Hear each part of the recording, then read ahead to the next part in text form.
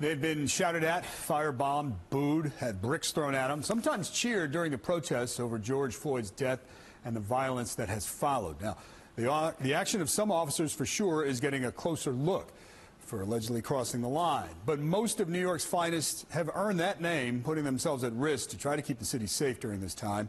To see what they've experienced, News 4's Marc Santia did go on an exclusive ride-along with two officers during last night's curfew. All right, we're a team. We're going to go out as a team. We're going to stay together as a team. Yesterday, preparing for another night of the unexpected, here at NYPD's Brooklyn North, the tour begins. We want to respect people's rights to protest peacefully. A no-nonsense message from Chief Jeffrey MADDREY. We respect people out here. We protect the city. From there, it's straight to the 7-7 precinct where hundreds of protesters have gathered. The vocal protesters are peaceful. Officers stand watch. Then, Brooklyn North's response team moves to Fulton Street. Captain TARIK SHEPPARD explains what happened next. We noticed a group pull out of a hammer right in front of a store. The police quickly arrest the men. They find the hammer and one person in his waistband pulls out a firearm and throws it on the ground. This is the alleged handgun. Getting this off the street is definitely saving lives. It does not end there. CAPT. Police find another hammer and another handgun. This really does a disservice to the people who are really out there peacefully protesting. For Brooklyn North, the tour is far from over. Very proud of them. It's courageous work, and it's going to be a tough night. That is an understatement. Right now we're at Park and Grand here in Brooklyn at the 7-7 Annex. Police are waiting for a large group of protesters. But the protesters keep moving, and the team moves to guard another precinct. These protesters are peaceful.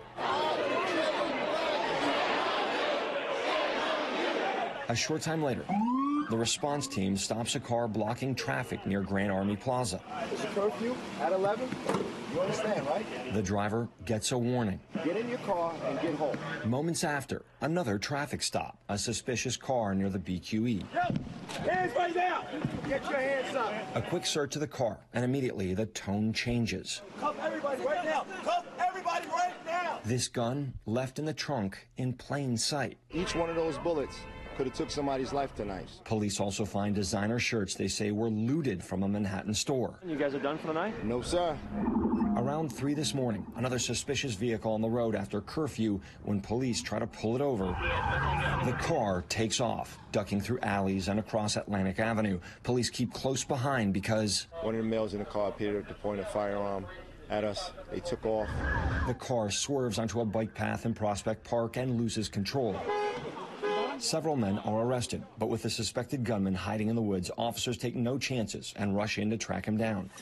Police say they also found stolen liquor looted from a Manhattan store. These are guys hijacking the cause. They can care nothing about the death that happened in Minnesota. They're using this just to commit crimes. Hundreds in stolen property recovered, 3 guns off the street, all in one tour. This is straight criminal behavior, and we're going to be out here tonight, we'll be out here tomorrow, and we'll be out here 365 days a week, 24 hours like we always do. In Brooklyn, Marc Santia, News 4 New York.